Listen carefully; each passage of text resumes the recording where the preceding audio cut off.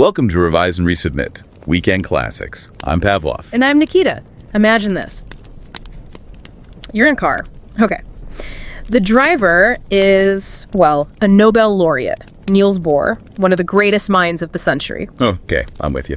He says he's feeling a bit hot, and then he just lets go of the steering wheel completely to take off his jacket. While driving? While driving. Luckily, his wife, Margaret, was right there, grabbed the wheel, saved them all. Wow. That says a lot, doesn't it, about his focus, maybe? Exactly. Intense focus, maybe almost too intense for the real world sometimes. That was Niels Bohr. And that's who we're exploring today, right? Yeah. His life, his times? Yes, through the lens of Abraham Pais' fantastic biography, Niels Bohr's Times, in Physics, Philosophy, and Polity. Now, full disclosure, this isn't our original research. No, it's more of an exploration based on a large language model-assisted summary of Pace's work. Right. And Pais himself, the author, he's quite a figure. Detlev W. Bronk, professor of physics emeritus at Rockefeller University. You might know his book on Einstein, Subtle is the Lord. Oh yeah, the American Book Award winner. And Inward Bound, he was a major physicist and historian of science in his own right. He really was. And his own story is pretty powerful. Born in 1918, a Dutch-American Jewish physicist. His final years studying in the Netherlands during the German invasion, well, they were incredibly tough. I read about that. The decree excluding Jews from higher education. Exactly. Pais had to work like mad, just frantic to finish his PhD requirements before that ban hit.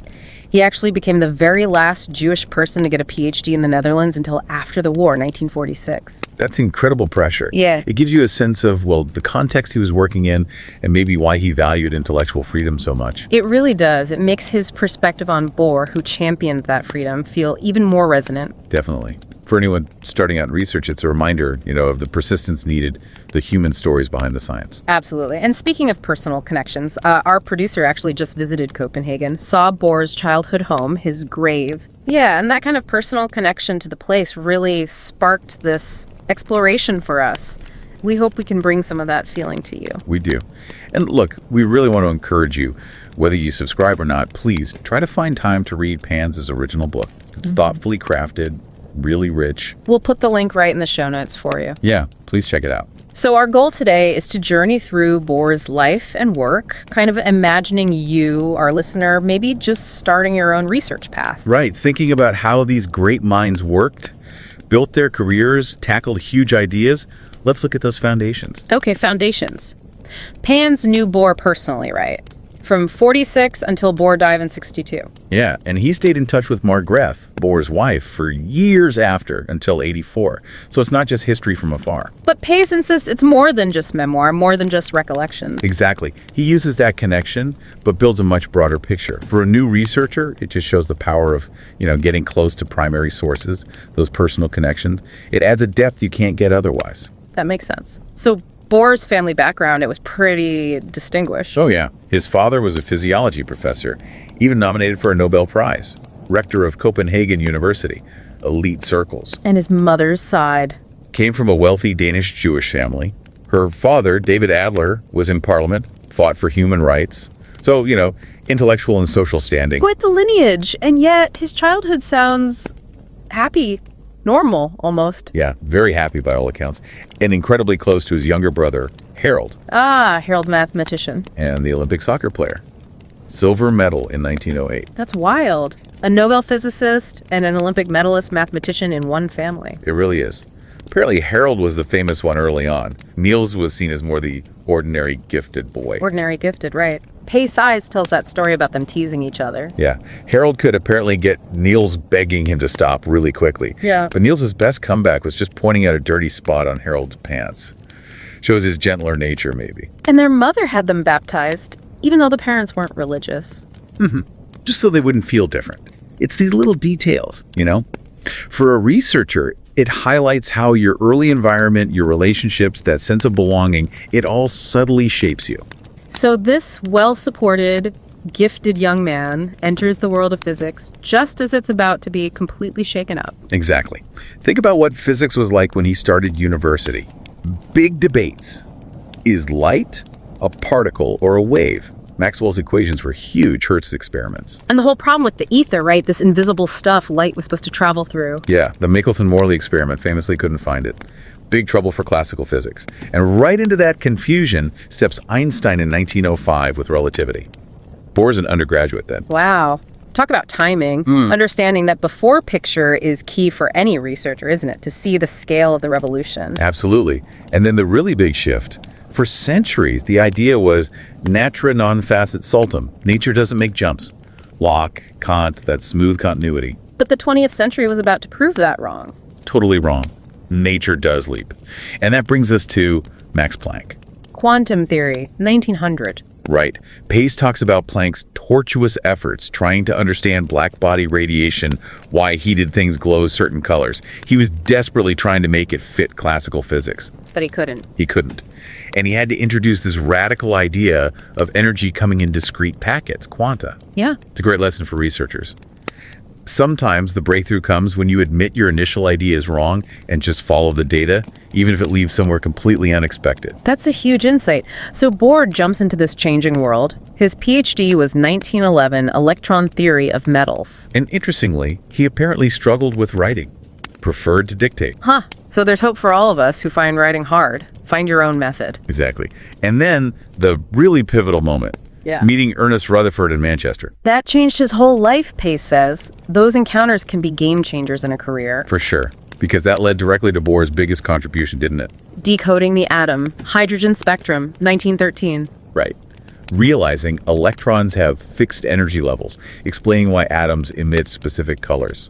It basically founded quantum dynamics for atoms. Huge. And he wasn't shy about seeking positions, apparently. Applied for professorships quite audaciously.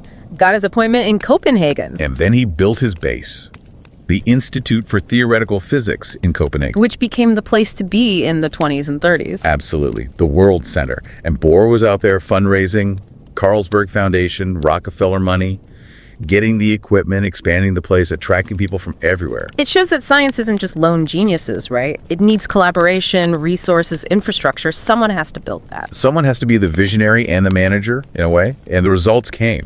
His work on the periodic table. And the discovery of hafnium, element 72, right there at the Institute with Hevesy and Koster. All leading up to the Nobel Prize in 1922. A period of intense discovery and, well, recognition. Now, as quantum mechanics really took off, the relationship between Bohr and Einstein becomes fascinating. It really does. Because they disagreed so profoundly about the implications of quantum theory. Einstein's God does not play dice. He couldn't accept the randomness, the probability at its heart. Right. But Pais shows this deep, deep mutual respect and, well, affection between them. Einstein wrote to Bohr something like, "Your mere presence gave me such joy." That's incredible. A model for academic debate, maybe? You can disagree fiercely, but still value the person. We could use more of that, and this was the time of the quantum mechanics unveiling. Just bang, bang, bang. Heisenberg's matrix mechanics. Schrodinger's wave mechanics, two different mathematical forms. That turned out to be equivalent. Yeah. And then Max Born's crucial step, the probability interpretation. Realizing these wave functions didn't describe a thing, but the probability of finding a particle. Which was just mind-bending, a total break from classical certainty. A severe fundamental crisis, as Pais puts it. And this is where Bohr steps in with perhaps his most profound philosophical contribution. Complementarity. Explain that again, it's tricky. It is. Basically, Bohr said things like electrons or light can behave like particles or like waves, depending on how you measure them. Okay. But you can't see both aspects at the same time. They're mutually exclusive, yet both are needed for a complete description. Wave and particle are complementary aspects of the same reality. Like two sides of a coin you can only see one face of at a time? Sort of. And Heisenberg's uncertainty principle fits right in here. The more precisely you know a particle's position, the less precisely you can know its momentum, and vice versa. It's fundamental. And Bohr insisted the measuring apparatus itself is classical and defines the phenomenon. Yes, the whole setup, what you're measuring and how you're measuring it, constitutes the phenomenon. You can't separate them. It's a deep point about the limits of observation, about how we interact with reality, critical for any researcher thinking about their methods. And his philosophy went deep. That quote about truth and clarity. Ah, yes. Someone asked him, what is complementary to truth? And Bohr supposedly replied, clarity. Wow. Clarity. Not falsehood, but clarity. That makes you think. It really does. It suggests that achieving clarity, maybe about the complexities and paradoxes, is as important as finding a single truth. So, from those philosophical heights, the focus shifts again towards the nucleus. Right. Nuclear physics takes off in the 30s. Yeah. Alpha, beta decay, EMC2 becoming real, Chadwick discovering the neutron. And Bohr contributes his compound nucleus model. Yeah, the idea that when a particle hits a nucleus, they merge briefly into an unstable state before something else happens. Plus, new particles popping up, the positron, the neutrino, and Fermi's theory tying things together. It shows that back and forth between theory and experiment. And Bohr was involved in pushing the experimental side too, right? Accelerators, tracers. Absolutely. He saw the need for the tools, like cyclotrons. And Hevesy, working with him, used isotopic tracers to study biological processes, the renewal problem. Bohr was orchestrating a lot of it. But it wasn't all science. There were personal struggles too. Pais mentions the suicide of Paul Ehrenfest, a close colleague who really struggled with the strangeness of the new quantum ideas. That's tragic. And then the worst possible grief for Niels and Margaret, losing their oldest son, Christian. He drowned, didn't he? While sailing with his father. He was only 17. Just devastating. It brings a very human dimension to this towering scientific figure. How do you carry on after that? It certainly puts his later work, his push for global cooperation, into a different light, perhaps. That resilience. It does. Which brings us to maybe the most world-altering discovery tied to the Institute. Fission. Uranium fission. Hahn and Strassmann in Germany make the discovery. But Lise Meitner, who had fled Germany, and her nephew, Otto Frisch, correctly interpret it as nuclear fission. And Bohr, hearing about it, immediately grasps the significance and develops the theory with Wheeler. Distinguishing between U-235 and U-238 fission properties, crucial. And realizing the potential for a chain reaction, and therefore an atomic bomb. Most violent explosions, as the potential was described. Terrifying potential. And this throws Bohr right into the middle of world politics during World War II. His escape from occupied Denmark in 1943 sounds like something out of a spy novel. It really does. Hidden in a mosquito bomber's bomb bay. But more importantly, his mission afterwards, trying to convince Churchill and Roosevelt. About openness, right, about sharing the knowledge of atomic energy, especially with the Soviets, to prevent a post-war arms race. Yes, his push for glasnost, long before the term was common. He saw the danger immediately. It was incredibly far-sighted, though controversial then. And that ties into the infamous 1941 meeting with Heisenberg in Copenhagen, which is still debated. What exactly was said? What were Heisenberg's motives? Pais touches on it, but it remains ambiguous. It just underscores the immense ethical and political weight that suddenly fell on these scientists. A responsibility Bohr clearly took very seriously. And after the war, He didn't stop. He dedicated himself to international scientific collaboration. He was central in founding CERN. the European Organization for Nuclear Research, And Nordita, the Nordic Institute for Theoretical Physics. He traveled constantly, promoting peaceful uses of atomic energy, promoting understanding across borders. a true scientific statesman until the end. Absolutely. A life lived full steam right into his later years. So, bringing this all together, thinking about you, our listener, maybe starting your own research, what are the big takeaways from Bohr's life via Pais? Well, first, the sheer importance of that deep foundational understanding. Bohr built on what came before, even as he overturned it. And the courage to challenge those foundations when the evidence demands it, like Planck, like Bohr himself. Definitely. Then there's the power of collaboration. Bohr didn't do it alone. He built a community, an institute. And the practical side, securing resources, fundraising, science needs support. And resilience. Facing scientific roadblocks, facing immense personal tragedy, and still pushing forward. And finally, that sense of responsibility, considering the impact of your work on the wider world. Bohr felt that deeply, especially after fission. It's a really rich picture of what a scientific life can encompass. So as a final thought to leave you with, remember Bohr's idea about clarity being complementary to truth? As you go on your own journey of discovery, maybe the deepest insights won't come from finding simple, single answers. Maybe they'll come from embracing the complexity, the questions, the paradoxes. And striving for clarity within that complexity, understanding the different perspectives, just like Bohr did with waves and particles or truth and clarity. Exactly. Wrestling with those beautifully intricate questions might be where the real understanding lies. And don't forget to subscribe to Revise and Resubmit on Spotify and Apple Podcasts. Until next time, keep those minds curious, keep questioning, and keep revising and resubmitting.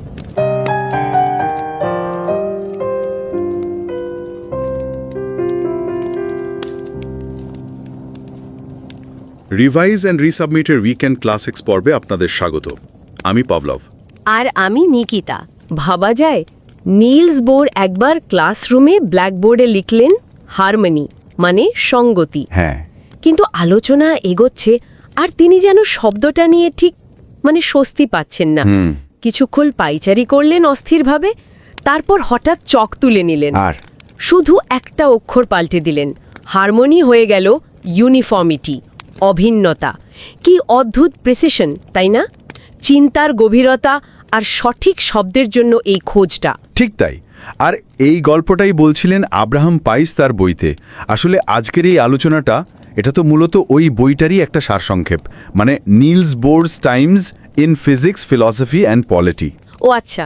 এটা একটা বৃহৎ ভাষা model, মানে LLM এর সাহায্যে তৈরি করা এক ধরনের আর্টিফিশিয়াল ইন্টেলিজেন্স আর কি। আর লেখক আব্রাহাম পাইস, উনি তো বেশ পরিচিত নাম, তাই না? নিউ ইয়র্কের রকফেলার ইউনিভার্সিটির প্রফেসর ছিলেন। Detlev W Bronk professor emeritus of physics. আর ওনার আরেকটা বিখ্যাত বই আছে, সাটল ইজ দ্য লর্ড, যেটার জন্য আমেরিকান বুক অ্যাওয়ার্ডও পেয়েছিলেন। ওনার নিজের জীবনটাও তো বেশ অন্যরকম, ডাচ আমেরিকান ইহুদি তাত্ত্বিক পদার্থবিদ। একদম। আর সবচেয়ে কঠিন সময়টা গেছে বোধহয় দ্বিতীয় বিশ্বযুদ্ধের সময়, জার্মানরা যখন নেদারল্যান্ডস দখল করলো। হ্যাঁ, শুনেছি। আর ইহুদিদের জন্য উচ্চশিক্ষা বন্ধ করে দিল। তার ঠিক আগে, একেবারে শেষ মুহূর্তে উনি অসম্ভব চাপের মধ্যে PhD শেষ করেন। ভাবা যায় উনি ছিলেন নেদারল্যান্ডসে 1946 সাল পর্যন্ত শেষ ইহুদি যিনি PhD পান। সত্যি কি সাংঘাতিক পরিস্থিতির মধ্যে দিয়ে গেছেন। আচ্ছা, এই আলোচনাটার পেছনে আরেকটা কারণও আছে বলছিলেন। হ্যাঁ, আমাদের এই অনুষ্ঠানের প্রযোজক উনি সম্প্রতি কোপেনহেগেন গেছিলেন। ও বাহ। সেখানে নিলস বোরের ছোটবেলার বাড়ি, ওনার সমাধিস্থল এসব দেখে এসেছেন। আর সেখান থেকেই আসলে এই বিষয়টা নিয়ে কাজ করার একটা অনুপ্রেরণা পাওয়া। দারুণ তো। আর আমরা এটা সাজিয়েছি মূলত তাদের কথা ভেবে যারা হয়তো সবে একাডেমিক রিসার্চের জগতে আসছেন, নতুন গবেষক বা ছাত্রছাত্রী। হ্যাঁ একদম, যারা নিজেদের রিসার্চ জার্নিটা শুরু করতে চলেছেন। বোরের জীবন পাইসের এই বইটা হয়তো তাদের একটু ভাবাতে পারে, একটু দিশা দিতে পারে। সেজন্যই বলছিলাম, এই চ্যানেলকেও সাবস্ক্রাইব করুন বা না করুন সেটা বড় কথা নয়, কিন্তু সময় পেলে আব্রাহাম পাইসের মূল বইটা যদি পড়তে পারেন, অসাধারণ কাজ। লিঙ্কটা শো নোটসে দেওয়া থাকবে। অবশ্যই পড়া উচিত। তাহলে একটু বোরের জগতের ভেতরে যাওয়া যাক। বইটার প্রথম দিকে, ধরুন প্রথম 3টে অধ্যায়ে, পাইস দেখাচ্ছেন বোরের বেড়ে ওঠা, তার পরিবার, তখনকার ডেনমার্কের পরিবেশ। সেখান থেকে নতুন গবেষকদের জন্য কি ভাবার আছে? ভাবার আছে যে একজন বিজ্ঞানীর কাজে তার ব্যক্তিগত ইতিহাস, তার শিকড়, তার সমাজ, এগুলোর প্রভাব কতটা পড়তে পারে। যেমন ওই হারমোনি থেকে ইউনিফর্মিটিতে যাওয়াটা, হয়তো শব্দের এই নিখুঁত ব্যবহারের ঝোঁকটা তার আপব্রিঙিংয়ের মধ্যেই ছিল, কে জানে। ইন্টারেস্টিং। এরপর পাইস আলোচনা করছেন অধ্যায় 4-5, বোর যখন কাজ শুরু করছেন তখনকার ফিজিক্সের অবস্থা, ক্লাসিক্যাল ফিজিক্সের ভিতটা নড়বড়ে হতে শুরু করেছে, কোয়ান্টাম তত্ত্ব আসছে আবছাভাবে।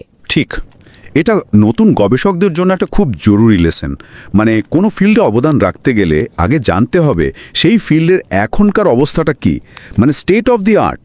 কিন্তু শুধু জানলেই তো হবে না, প্রতিষ্ঠিত ধারণাকে চ্যালেঞ্জ করার সাহসটাও তো দরকার, তাই না? একদম। আর সেই সাহস থেকেই তো এলো বোরের ওই 1913 সালের অ্যাটমিক মডেল, কোয়ান্টাম জাম্পের ধারণা। এগুলো তো যুগান্তকারী সব কাজ, অধ্যায় 6 নয়। কিন্তু বোর শুধু আইডিয়া দিয়ে থেমে থাকেননি। কোপেনহেগেন ইনস্টিটিউট, হ্যাঁ, একটা আস্ত ইনস্টিটিউট গড়ে তুললেন। তার জন্য তো শুধু ভিশন থাকলে চলে না, টাকাও লাগে। কার্লসবার্গ ফাউন্ডেশন, রকফেলার ফাউন্ডেশন, এদের থেকে ফান্ড জোগাড় করা, এটাও কিন্তু একটা বিরাট স্কেল। তার বড় কাজ করতে গেলে শুধু নিজের টেবিলের গবেষণা নয়, একটা পুরো ইকোসিস্টেম তৈরি করতে হয়, মানুষজনকে বোঝাতে হয়, সাপোর্ট জোগাড় করতে হয়। ঠিক তাই। তিনি শুধু টাকার জন্য আবেদন করেননি, তিনি ওই ফাউন্ডেশনগুলোকে তার স্বপ্নের অংশীদার করেছিলেন। বিজ্ঞান শুধু ল্যাবে হয় না, কমিউনিটি লাগে, ভিশন লাগে। এর পরের অধ্যায়গুলো 10, 14, 19 আরও ইন্টারেস্টিং। ওই আইডিয়াগুলো নিয়ে লড়াই, পুরনো কোয়ান্টাম তত্ত্ব, আইনস্টাইনের সঙ্গে সেই বিখ্যাত বিতর্ক। আর কমপ্লিমেন্টারিটি বা পরিপূরকতার নীতি, ওটা একটু সহজ করে বলা যায়? অবশ্যই। খুব সহজ করে বললে, কোয়ান্টাম দুনিয়ায় কিছু জিনিস আছে যারা একে অপরের পরিপূরক। যেমন ধরুন, একটা কণার সঠিক অবস্থান আর তার সঠিক ভরবেগ দুটো একসঙ্গে নিখুঁতভাবে জানা সম্ভব নয়। একটা জানতে গেলে অন্যটা একটু আবছা হবেই। বোরের মতে এটাই প্রকৃতির নিয়ম। তার মানে জানার একটা সীমা আছে। করতে পাই। এই ধারণাগুলো প্রতিষ্ঠা করতে গিয়ে কত বিতর্ক, কত আপাত বিরোধাভাস বা প্যারাডক্স সামলাতে হয়েছে। নতুন গবেষকদের জন্য এটা একটা শিক্ষা। কিন্তু বিতর্ক বা মতের অমিল আসলে গবেষণাকে এগিয়েই নিয়ে যায়। ভয় পেলে চলবে না। কিন্তু বোরের জগৎটা তো শুধু ফিজিক্সের তত্ত্বের মধ্যে সীমাবদ্ধ ছিল না, তাই না? দ্বিতীয় বিশ্বযুদ্ধ, নিউক্লিয়ার ফিজিক্স, ফিশন, এইসবের সঙ্গেও তো তার নাম জড়িয়ে। ঠিক। পাইস খুব সুন্দরভাবে দেখিয়েছেন বিজ্ঞান কিভাবে সমাজের সঙ্গে, রাজনীতির সঙ্গে জড়িয়ে পড়ে। বিশেষ করে নিউক্লিয়ার এনার্জি আসার পর বিজ্ঞানীদের দায়িত্ব অনেক বেড়ে গেল। বোর নিজে পরমাণু শক্তির নিয়ন্ত্রণ আর দেশগুলোর মধ্যে একটা খোলাখুলি আলোচনার পরিবেশ, মানে যাকে বলে গ্লাসনস্ত বা ওপেননেস, তার জন্য অনেক চেষ্টা করেছিলেন। এটা মনে করিয়ে দেয় যে জ্ঞানের সঙ্গে একটা বিরাট দায়িত্বও আসে। একদম। আর বইয়ের শেষের দিকে অধ্যায় 16, 18, 23 ও 24 পাইস আলোচনা করছেন বোরের শেষ জীবন, তার চিন্তার বিবর্তন, তার প্রভাব। এমনকি তিনি বায়োলজি, সাইকোলজিতেও ওই পরিপূরকতার ধারণাটা প্রয়োগ করার কথা ভেবেছিলেন। তার মানে একজন বড় মাপের চিন্তাবিদের কাজ সময়ের সঙ্গে সঙ্গে নতুন নতুন দিকে প্রাসঙ্গিক হয়ে ওঠে। হ্যাঁ, তার প্রভাব শুধু ফিজিক্সে আটকে থাকেনি। গবেষণা তো শুধু একটা সমস্যার সমাধান নয়, এটা একটা জার্নি যার প্রভাব অনেক দূর পর্যন্ত যেতে পারে। সব মিলিয়ে আব্রাহাম পাইসের চোখে নিলস বোরের জীবন আর কাজ দেখাটা যেন বিজ্ঞান, দর্শন আর ইতিহাসের একটা অসাধারণ কোলাজ। একদম। আর নতুন গবেষকদের জন্য শেষ কথা এটাই হতে পারে যে জ্ঞানের সন্ধান, দার্শনিক প্রশ্ন আর আমাদের চারপাশের বাস্তব জগৎ, এই সব কিছু মিলেমিশে থাকে একজন গবেষকের জীবনে। বোরের জীবনটা আমাদের বারবার মনে করায় আমরা কি জানি বা কিভাবে জানি, সেই জানার প্রক্রিয়াটা নিয়ে প্রশ্ন তোলাটা খুব জরুরি। যে কোনো ভালো গবেষণার জন্য এটা দরকার। আবারও বলছি, আব্রাহাম পাইসের মূল বইটা কিন্তু অবশ্যই পড়ার মতো। লিংক শো নোটসে দেওয়া আছে, সুযোগ পেলে পড়বেন।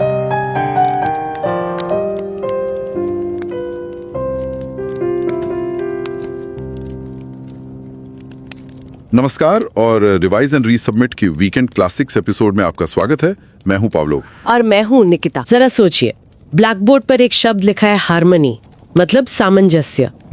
बहस चल रही है और लिखने वाले को लगता है कि नहीं, ये शब्द ठीक नहीं है। अच्छा। वो बेचैनी से टहलते हैं, फिर अचानक चेहरा खिल उठता है, अरे हार्मनी नहीं, यूनिफॉर्मिटी होना चाहिए, एक रूपता। और फिर बदल दिया। हाँ, एक ही झटके में चौक के खनक के साथ शब्द बदल देते हैं। नील्स बोर कुछ ऐसे ही थे। हाँ, विचारों की गहराई में डूबे हुए, हमेशा स्पष्टता की तलाश में। बिल्कुल। और आज की हमारी ये जो बातचीत है, ये असल में एब्राहम पैस की एक बहुत ही शानदार किताब है, Niels Bohr's times in physics, philosophy and polity. हाँ, सुना है मैंने इसके बारे में। तो उसी का एक सारांश है, जिसे एक लार्ज लैंग्वेज मॉडल, मतलब एक तरह की एआई की मदद से तैयार किया गया है। अच्छा। और एब्राहम पैस तो खुद भी बहुत बड़े नाम थे। ओह बिल्कुल, न्यूयॉर्क की रॉकफेलर यूनिवर्सिटी में प्रोफेसर एमिरेटस थे।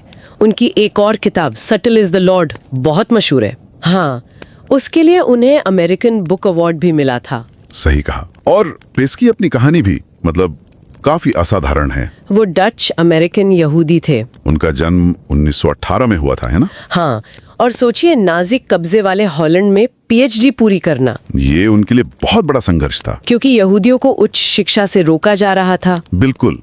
पर वो इतने दृढ़ थे कि उन्होंने प्रतिबंध लागू होने से ठीक पहले, मतलब बिल्कुल ऐन मौके पर, अपनी डिग्री पूरी कर ली। कमाल है। और वो 1946 तक नीदरलैंड में पीएचडी पाने वाले आखिरी यहूदी थे। वाकई ये अनुभव उनकी लेखनी में जरूर गहराई लाते होंगे। हाँ, इसीलिए ये किताब बोर के जीवन और उनके समय की एक बहुत अच्छी तस्वीर देती है, खासकर उन लोगों के लिए जो अकेडमिक शोध की दुनिया में अभी कदम रख रहे हैं। मतलब सिर्फ उनके वैज्ञानिक काम के बारे में नहीं है? नहीं, उनके दार्शनिक विचार, उस वक्त का राजनीतिक माहौल, उन सब पर भी बात है। और इस बातचीत के खास वजह भी है ना? हाँ, ये बात भी है।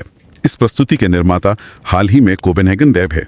ओहो। हाँ, और उन्होंने नील्स बोर के बचपन का घर और उनकी समाधि भी देखी। अच्छा, तो वहीं से प्रेरणा मिली। बिल्कुल, और इसीलिए हम श्रोताओं से भी कहना चाहेंगे कि अगर मौका मिले तो पैस की ये मूल किताब जरूर पढ़ें। शो नोट्स में लिंक है इसका। हाँ, जरूर पढ़नी चाहिए। तो अगर कोई नया शोध करता है जो भी अपनी यात्रा शुरू कर रहा है, उसके लिए इस किताब का सफर क्या मायने रखता है? देखिए, पैस शुरुआत करते हैं बोर के वंश और उनके बचपन से। ये शुरुआती अध्याय हैं, शायद दूसरा और तीसरा। ये दिखाता है कि किसी भी विचारक की जड़ें कितनी गहरी होती हैं। परिवार, डेनमार्क का माहौल, यहाँ तक कि 1864 की युद्ध का असर भी। मतलब हमारा शुरुआती परिवेश हमें कैसे गढ़ता है, ये समझना जरूरी है। बिल्कुल, रिसर्च सिर्फ लैब में नहीं होती। सही बात है। फिर किताब हमें उस दौर की भौतिकी की दुनिया में ले जाती है, जैसे अध्याय 4-5 में क्लासिकल फिजिक्स कहाँ अटक रही थी और क्वांटम थ्योरी की वो पहली आहट, जैसे मैक्स प्लैंक का काम। तो एक शोधकर्ता के लिए ये जानना जरूरी है कि वो किस ज्ञान की जमीन पर खड़ा है, कौन से सवाल पहले से मौजूद हैं। बिल्कुल सही। फिर आता है बोर का अपना सफर, उनकी पढ़ाई, पीएचडी और मैनचेस्टर में रदरफोर्ड से मिलना, वो गुरु शिष्य वाला रिश्ता। ये अध्याय 6-7 में है शायद। हाँ, ये एक युवा शोधकर्ता की पूरी यात्रा का नक्शा सा है। और फिर 1913 का वो अहम मोड़, हाइड्रोजन परमाणु का रहस्य सुलझाना, अध्याय 8। हाँ, ये इस बात का सबूत है कि कभी-कभी जो स्थापित ज्ञान है उस पर सवाल उठाना पड़ता है, एक बिल्कुल नया नजरिया अपनाना पड़ता है। तभी बड़ी कामयाबी मिलती है। पर सिर्फ व्यक्तिगत प्रतिभा ही तो काफी नहीं होती है ना। पैस बताते हैं कि कैसे बोर ने कोपेनहेगन में अपना संस्थान बनाया। हाँ, विश्व प्रसिद्ध संस्थान। ये अध्याय 9 में है। और ये सिर्फ एक व्यक्ति की कहानी नहीं है। सही, ये एक माहौल बनाने की कहानी है जहाँ दुनिया भर के बेहतरीन दिमाग साथ आ सकें। फंड जुटाना और लोगों को जोड़ना, ये सब शोध का हिस्सा है। और यहीं से फिर क्वांटम मैकेनिक्स के विकास की कहानी और तेज हो जाती है, अध्याय 10 से 14 तक। हाँ, वो आइंस्टाइन के साथ उनकी मशहूर बहसें, वो तो बहुत प्रसिद्ध है। और हाइजेनबर्ग, श्रोडिंगर जैसे युवा वैज्ञानिकों का काम। और बोर का अपना वो कॉम्प्लीमेंटरिटी का सिद्धांत, पूरकता का सिद्धांत। मतलब कुछ चीजों के दो पहलू होते हैं, जैसे प्रकाश। बिल्कुल। कभी कण, कभी तरंग, दोनों सच हैं पर एक साथ दिखते नहीं। तो ये अध्याय दिखाते हैं कि विज्ञान कैसे विचारों के टकराव से, बहस से और लगातार नई व्याख्याओं की तलाश से आगे बढ़ता है। लेकिन बोर का काम सिर्फ परमाणुओं तक ही नहीं रुका। नहीं, बिल्कुल नहीं। किताब उनके नाभिकीय भौतिकी, मतलब न्यूक्लियर फिजिक्स में योगदान पर भी बात करती है। अध्याय 15, जैसे उनका कंपाउंड न्यूक्लियस मॉडल। हाँ, जिसमें नाभिक को कई कणों का एक झुंड माना जाता है। और बाद में परमाणु विखंडन यानी फिशन की व्याख्या, वो अध्याय 20 में है। उसमें भी उनका बड़ा योगदान था। हाँ, और विज्ञान के साथ साथ उनकी सामाजिक चेतना भी बहुत गहरी थी। दूसरे विश्व युद्ध के दौरान उनका डेनमार्क से निकलना, वो तो काफी नाटकीय था। बहुत। और फिर युद्ध के बाद ओपन वर्ल्ड की वकालत करना, मतलब देशों के बीच वैज्ञानिक जानकारी में खुलापन हो, जिसे बाद में ग्लासनोस्ट भी कहा गया। ये अध्याय 21 की बात है। सही। ये दिखाता है कि एक वैज्ञानिक की जिम्मेदारियां सिर्फ लैब तक नहीं होती, समाज के प्रति भी होती हैं। हाँ। अंत में किताब बोर के बाद के सालों को समेटती है। हाँ, अध्याय 22 उनके बाद के वर्षों पर है। अध्याय 19 उनके दार्शनिक विचारों के विस्तार पर और अध्याय 23 उनकी स्थायी विरासत पर। तो ये पता चलता है कि एक महान विचारक का असर उनके जाने के बहुत बाद तक रहता है। बिल्कुल। बोर का तरीका भी अलग था। वो अक्सर सीधे गणनाओं या फॉर्मूलों से ज्यादा गहरी सोच, अंतर्दृष्टि पर जोर देते थे, विरोधाभासों से जूझते थे। हाँ, शायद आज की जो जटिल शोध समस्याएं हैं उनसे निपटने के लिए ये बोर मॉडल काम आ सकता है। मतलब सीधे जवाब ढूंढने के बजाय सवालों की तह तक जाना, उनकी जटिलता को स्वीकार करना, शायद ये एक बेहतर रास्ता दिखाए। ये बहुत दिलचस्प बात है। सच में बोर की कहानी और पैस की ये किताब दोनों ही बहुत प्रेरणादायक हैं। है तो एक बार फिर हम श्रोताओं को याद दिलाना चाहेंगे कि अब्राहम पैस की मूल किताब नील्स बोर्स टाइम्स अगर संभव हो तो जरूर पढ़ें। हाँ, ये नील्स बोर के असाधारण जीवन और उनके समय की एक बहुत गहरी और विचारशील पड़ताल है। लिंक आपको शो नोट्स में मिल जाएगा।